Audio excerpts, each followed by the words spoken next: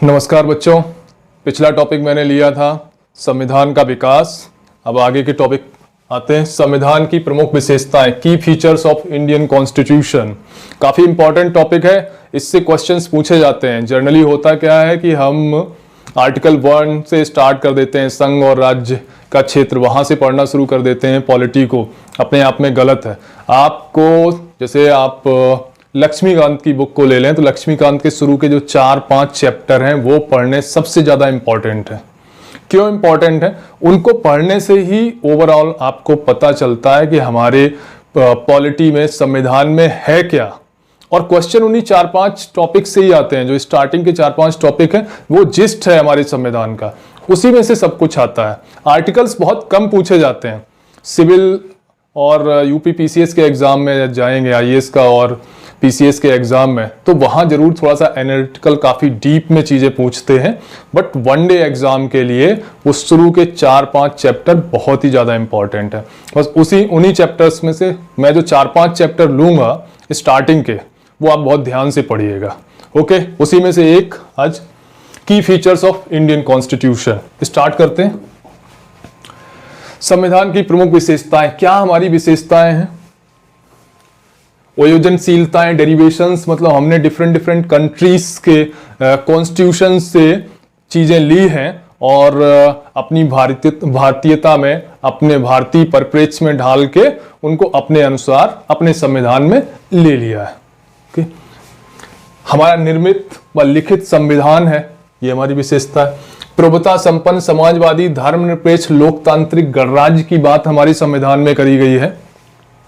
संसदीय शासन प्रणाली हमने अपनाई है। एकीकृत न्याय व्यवस्था,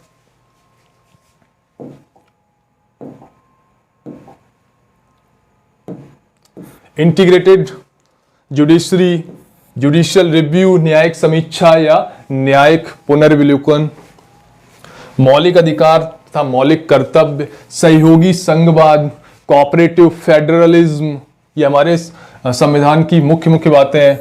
राज्य के नीति निर्देशक सिद्धांत, डायरेक्टिव प्रिंसिपल्स ऑफ, फिर लोकतांत्रिक विकेंद्रीकरण, डेमोक्रेटिक डिसेंट्रलाइजेशन, द्विसदनवाद, हमारे जो पार्लियामेंट सिस्टम में 2 सदन हैं उसकी बात की गई है। हम लचीलापन व कठोरता का विचित्र, हमारा संविधान लचीला भी है और कठोर भी है। ठीक है, एकहरी नागरिकता, मतलब सिंगल सिटीजनशिप का कॉन्सेप्ट है हमारे संविधान में। और संकटकालीन धाराएं, इमरजेंसी प्रोविजंस, ये बेसिक कुछ इंपॉर्टेंट जो हमारे की फीचर्स हैं हमारे कॉन्स्टिट्यूशन का, हम कह सकते हैं ये बेसिक स्ट्रक्चर का एक तरीके से पार्ट है हमारे संविधान का। एक एक करके हम देखेंगे।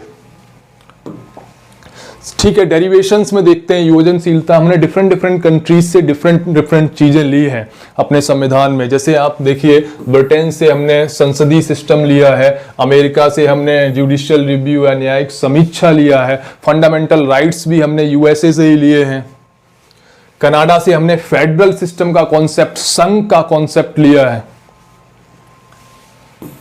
डायरेक्टिव प्रिंसिपल्स हमने आयरलैंड के संविधान से लिए हैं। इसी तरीके से और भी चीजें, मतलब और कहने का मतलब यह है कि हमारे संविधान में दूसरे देश के संविधानों से भी काफी चीजें ली गई हैं। ये हमारे संविधान की एक विशेषता है। ओके, अगली विशेषता, निर्मित व लिखित संविधान। हमारा संविधान लिखित संविधान है और ये विश्व का सबसे बड़ा लिखा हुआ लिखित संविधान है। याद करिए, रखिएगा, ये क्वेश्चन पूछा जाता है। भारत का संविधान सबसे बड़ा लिखित संविधान है। इसमें टोटल 395 अनुच्छेद हैं और 22 भाग हैं। टोटल 395 अनुच्छेद और 22 भाग हैं। अनुच्छेद के नंबर्स तो बढ़ गए हैं, बट कोई भी अनुच्छेद ऐसा नहीं है जिसका नंबर 396 हो। इन 395 अनुच्छेद में ही का, खा, गा, ABCD करके दूसरे अनुच्छेद भी, आर्टिकल्स जोड़ दिए गए। नंबर कोई 396 नहीं है, 395 तक ही नंबर जाता है। इसी तरीके से भाग 22 हैं, और भी भाग जुड़े हैं, लेकिन कोई भी भाग 23वां भाग नहीं है। जो भाग जुड़े हैं वो ABCD, खंड A, खंड V करके जुड़ गए। जैसे भाग 4 जो है, पार्ट 4 है, वो है डायरेक्टिव प्रिंसिपल्स, नीति निर्देशक सिद्धांत।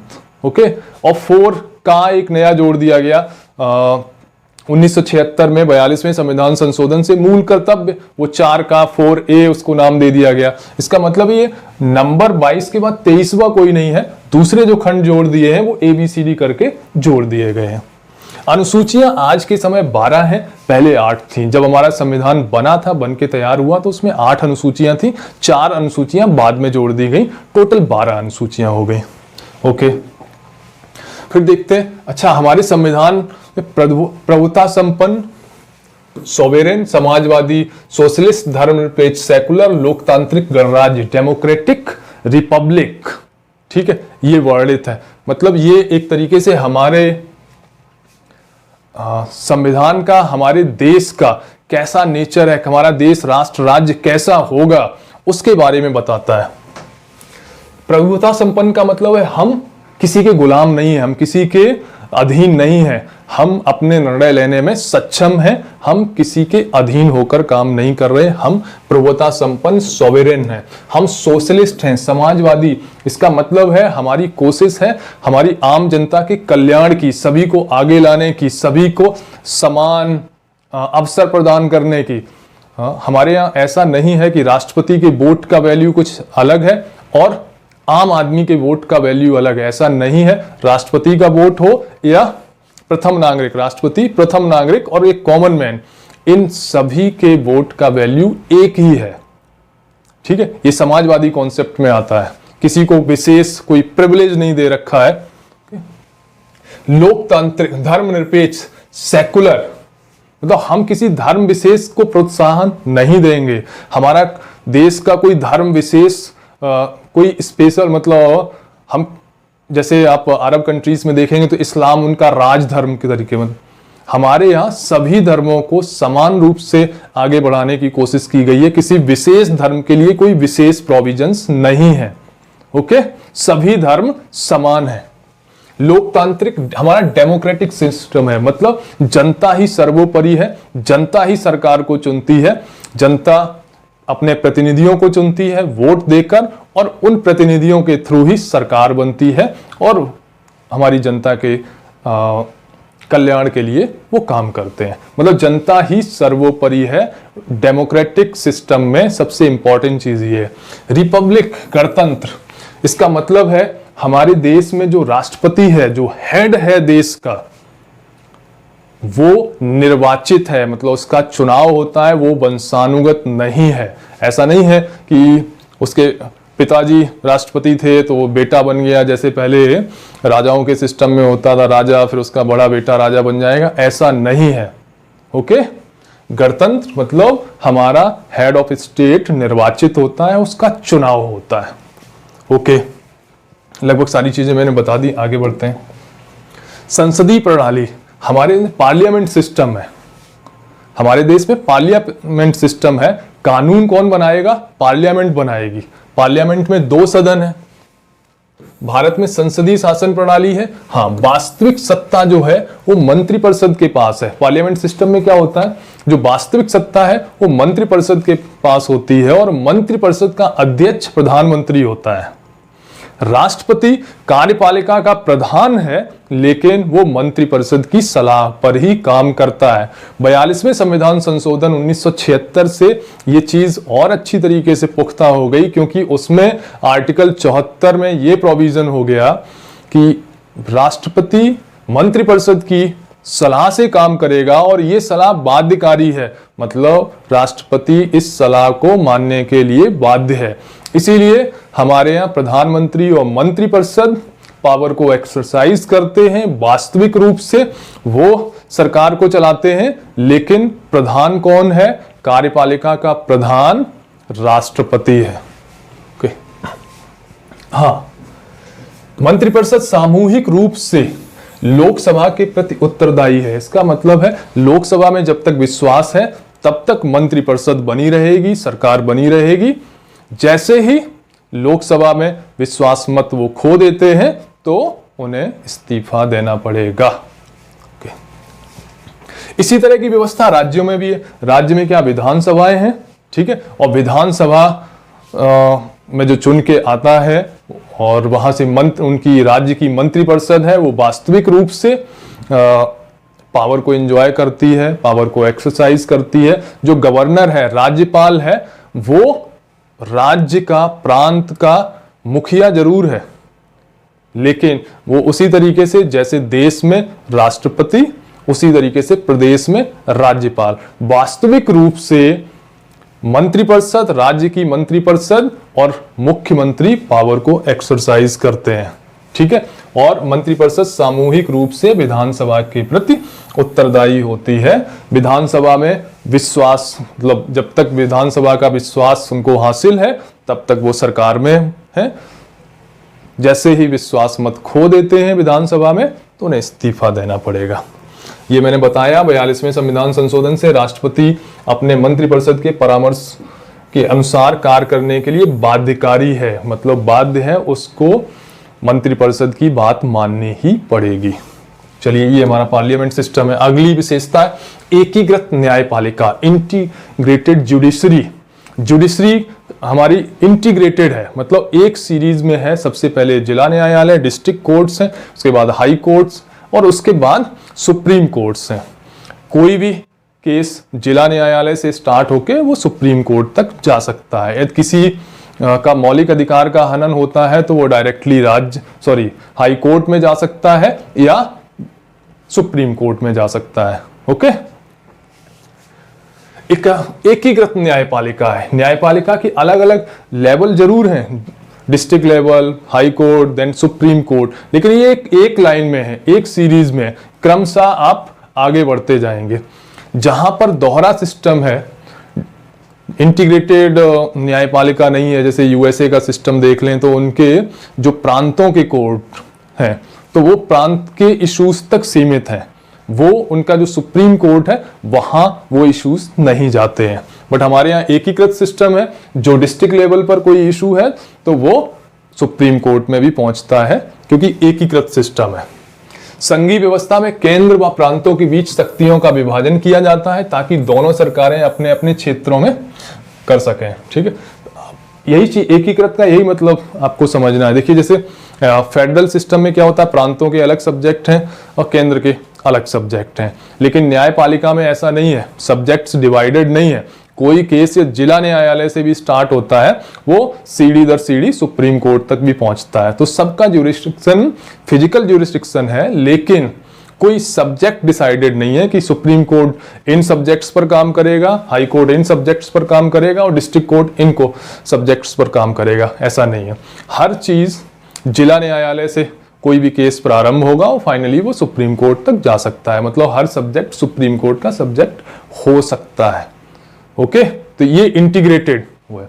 जबकि जहां पर इंटीग्रेटेड न्यायपालिका नहीं है वहां पर क्या है, जो राज्य के सब्जेक्ट, प्रांत के सब्जेक्ट्स हैं उन पर प्रांत के जो हाई कोर्ट्स हैं वो चीजें डिसाइड करेंगे, और जो सुप्रीम कोर्ट है उनका पूरे देश का कोर्ट है, तो देश से रिलेटेड जो इश्यूज हैं उनको वो हैंडल करेंगे। हमारे यहाँ एकीकृत सिस्टम है, इंटीग्रेटेड है। ओके, चलिए आगे बढ़ते हैं। न्यायिक समीक्षा, जुडिशियल रिव्यू, ये हमारे संविधान का, हमारी न्यायपालिका का एक बहुत ही इंपॉर्टेंट विशेषता है, बहुत ही इंपॉर्टेंट विशेषता है। यहाँ पर ये हमने कहाँ से, ये जुडिशियल रिव्यू का कॉन्सेप्ट हमने अमेरिका से लिया है। न्यायिक पुनर्विलोकन या न्यायिक समीक्षा का कॉन्सेप्ट हमने अमेरिका से लिया है, ये याद रखिएगा। होता क्या है इसमें, पार्लियामेंट ने कोई कानून बनाया और वो पार्लियामेंट का बनाया हुआ कानून को किसी ने सुप्रीम कोर्ट या हाई कोर्ट में चुनौती दी कि ये संविधान सम्मत नहीं है, संविधान में जो निर्देश दिए गए हैं, संविधान की जो मौलिक संरचना है उसके अनुसार नहीं है, ठीक है। तो सुप्रीम कोर्ट उस कानून को निरस्त कर सकता है। आपने एनजेएसी के केस में देखा होगा, NJAC, national judicial appointment commission, ये कानून पार्लियामेंट ने पास किया था, लेकिन इस कानून के अगेंस्ट सुप्रीम कोर्ट में रिट दायर हुई, ठीक है, और फाइनली क्या हुआ, सुप्रीम कोर्ट ने इस कानून को निरस्त कर दिया इस आधार पर कि ये संविधान की जो मौलिक संरचना है इसके विरोध में है। समझे, मतलब मौलिक संरचना को कहीं ना कहीं ये बाधित कर रहा है, इसलिए ये कानून निरस्त किया जाता है। तो ये न्यायिक पुनर्विलोकन या जुडिशियल रिव्यू बहुत पावरफुल टूल है सर्वोच्च न्यायालय के लिए, ठीक है, और उच्च न्यायालयों के लिए, कि वो संसद के बने हुए किसी भी कानून को की समीक्षा कर सकते हैं और उसको निरस्त कर सकते हैं यदि वो संविधान सम्मत नहीं है। इसीलिए सर्वोच्च न्यायालय को बोला जाता है संविधान का रक्षक, ठीक है। संविधान का रक्षक कौन है? सर्वोच्च न्यायालय। ओके, अगला विशेषता देखते हैं, मौलिक अधिकार व मौलिक कर्तव्य। चैप्टर 3 में मौलिक अधिकार हैं, फंडामेंटल राइट्स हैं, और चैप्टर 4A में, ये बाद में जोड़ा गया था, कर्तव्य जो है 4A में, और ये है मौलिक अधिकार पार्ट 3 में, ठीक। तो फंडामेंटल राइट्स जो हैं वो हमने कहां से लिए? वो यूएसए से हमने ये कॉन्सेप्ट लिया। हमारे स्टार्टिंग में 7 फंडामेंटल राइट्स थे, अब 6 हैं। 7वां संपत्ति का अधिकार था, वो 44वें संविधान संशोधन 1978 से हटा दिया गया। 1976 में 42वें संविधान संशोधन से मौलिक कर्तव्यों को जोड़ा गया, ठीक है। 42वें संविधान संशोधन से मौलिक कर्तव्यों को जोड़ा गया। ओके, आपको मालूम है कौन कौन से हमारे मौलिक अधिकार हैं? एक तो समानता का अधिकार, राइट टू इक्वलिटी, दूसरा का स्वतंत्रता का अधिकार, राइट टू फ्रीडम, तीसरा शोषण के विरुद्ध अधिकार, राइट अगेंस्ट एक्सप्लॉयटेशन, फिर है धार्मिक स्वतंत्रता का अधिकार, फिर अगला है संस्कृति और शिक्षा का अधिकार, और छठवां है संवैधानिक उपचारों का अधिकार, ठीक है, राइट टू कॉन्स्टिट्यूशनल रेमेडीज। ये बाद में जब हम लेंगे फंडामेंटल राइट्स तब डिस्कस करेंगे। तो हमारे संविधान में फंडामेंटल राइट्स और मूल कर्तव्य दोनों ही है। सहयोगी संघवाद, ये क्या चीज है? Cooperative federalism. हमारे संविधान की सबसे बड़ी विशेषता ये है कि हमारे यहाँ सहयोगी संघवाद है, मतलब केंद्र और राज्य मिलकर काम करते हैं, इनकी पावर डिसाइडेड है, सबके सब्जेक्ट डिसाइडेड है। आपको मालूम है कि 3 सूचियां हैं, केंद्र सूची जो केंद्र के सब्जेक्ट्स, मतलब उन सब्जेक्ट्स पर केंद्र कानून बना सकता है, एक है राज्य सूची, वो राज्य के सब्जेक्ट हैं जिन पर राज्य कानून बना सकता है, और तीसरी है समवर्ती सूची जहां पर राज्य और केंद्र दोनों ही कानून बना सकते हैं। ओके, तो सबके काम सब्जेक्ट डिसाइडेड हैं, अलग अलग हैं, और इनका पर्पस क्या है?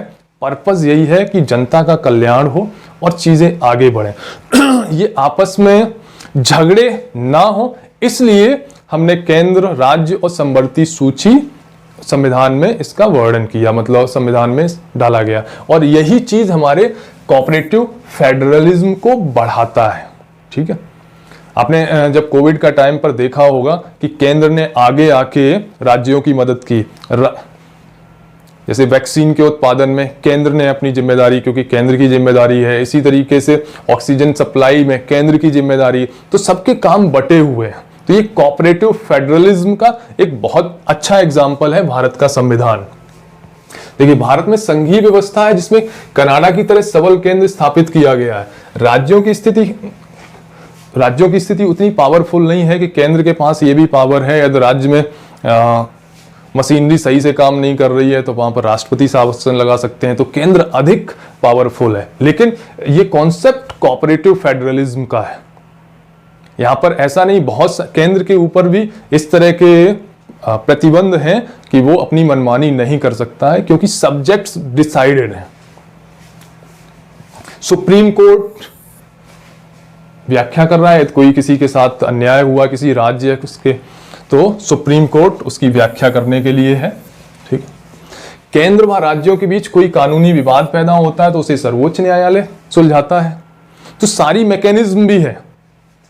इसी तरीके से केंद्र और राज्यों के संबंध में क्षेत्रीय परिषद, अंतर्राज्यीय परिषद, जब आपने बहुत सारे उसमें देखा होगा जहां पर नदी के जल के बंटवारे के विवाद हैं, अंतर्राज्यीय परिषद में जाते हैं, वहां सॉल्व होते हैं। वित्त आयोग केंद्र और राज्यों के बीच में कर का कैसे बंटवारा होगा उसको डिसाइड करते हैं। तो एक प्रॉपर मैकेनिज्म है, फेडरल सिस्टम में एक प्रॉपर मैकेनिज्म है जो सहयोगी संघवाद के कॉन्सेप्ट को बढ़ाती है।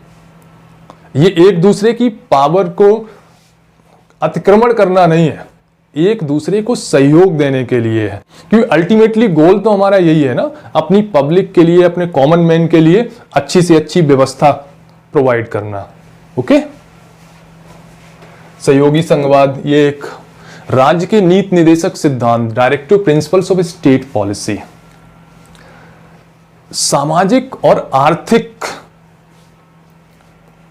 डेमोक्रेसी एक तरीके से स्टैब्लिश करना है। ठीक है, संविधान के चौथे भाग में निदेशक सिद्धांत हैं जो कि सामाजिक और आर्थिक लोकतंत्र स्थापित करने की कोशिश है। हाँ, प्रॉब्लम केवल ये है कि ये नीति निर्देशक तत्व इन्फोर्सेबल नहीं है, मतलब यदि इनका वायलेशन होता है तो हम कोर्ट नहीं जा सकते। ठीक है, फंडामेंटल राइट के केस में क्या था, यदि हमारा फंडामेंटल राइट का वायलेशन होता है तो हम कोर्ट जा सकते हैं, हम रिट डाल सकते हैं। आर्टिकल 226 के तहत हम हाई कोर्ट जा सकते हैं, और आर्टिकल 32 जो संवैधानिक उपचारों का अधिकार है उसके थ्रू हम सुप्रीम कोर्ट डायरेक्टली जा सकते हैं। ठीक है, लेकिन नीति निर्देशक सिद्धांतों के केस में हम कोर्ट नहीं जा सकते। लेकिन ये बहुत इंपॉर्टेंट है, ये हम कोर्ट नहीं जा सकते, लेकिन इनकी कब नीति निर्देशक सिद्धांत में राज्य सरकार या केंद्र सरकार ने अच्छा काम किया या नहीं किया, तो हर 5वें साल जब चुनाव होते हैं तब इन्हीं की कसौटी पर कसा जाता है। क्योंकि यदि किसी सरकार ने रोजगार नहीं प्रोवाइड कर पाए, शिक्षा, स्वास्थ्य, ये सुविधाएं नहीं दे पाई, जो बेसिक सुविधाएं हैं, तो ये बहुत ही इंपॉर्टेंट है और कोई भी राज्य इनको इग्नोर नहीं कर सकता। ये सिद्धांत हैं जिसको राज्य पकड़कर चलते हैं और इन्हीं के आधार पर वेलफेयर का काम करने की कोशिश करते हैं। लेकिन अगर राज्य ऐसा ना कर पाए तो कोर्ट में नागरिक नहीं जा सकता, ये इसकी सीमा है। फंडामेंटल राइट्स के केस में आप डायरेक्टली हाई कोर्ट और सुप्रीम कोर्ट जा सकते हैं, वायलेशन होता है मौलिक अधिकार का। लेकिन डायरेक्टिव प्रिंसिपल्स का यदि वायलेशन होता है तो आपके पास कोर्ट जाने का डायरेक्टली ऑप्शन नहीं है, ये इन्फोर्सेबल नहीं है। आप ये नहीं कह सकते कि रोजगार यदि हमें नहीं मिला, हमें मिलना ही चाहिए, दिस इज माई राइट, नहीं, ये हम नहीं कह सकते। नेक्स्ट, लोकतांत्रिक विकेंद्रीकरण, डेमोक्रेटिक डिसेंट्रलाइजेशन, ये 73वें और 74वें संविधान संशोधन 1992 में जोड़ा गया। तो इसमें क्या स्थानीय स्वशासन का कॉन्सेप्ट लेके आया। स्थानीय स्वशासन क्या होता है, आपने देखा इलेक्शंस जो होते हैं ना, जो आपके प्रधान के, जैसे ग्राम पंचायत में प्रधान बनाने के, खंड पंचायत, जिला पंचायत या जिला काउंसिल, इसी तरीके से नगर पालिका, महानगर पालिका, नगर पंचायत, ये स्थानीय स्वशासन की संस्थाएं हैं। ओके, तो ये 73वें और 74वें संविधान संशोधन से आया। 2 अनुसूची जोड़ी गई। 73वें संविधान संशोधन से कौन सी अनुसूची जोड़ी गई, 11वीं अनुसूची जोड़ी गई, जो कि रूरल एरिया के लिए ग्राम पंचायत, खंड पंचायत और जिला पंचायत के लिए थी।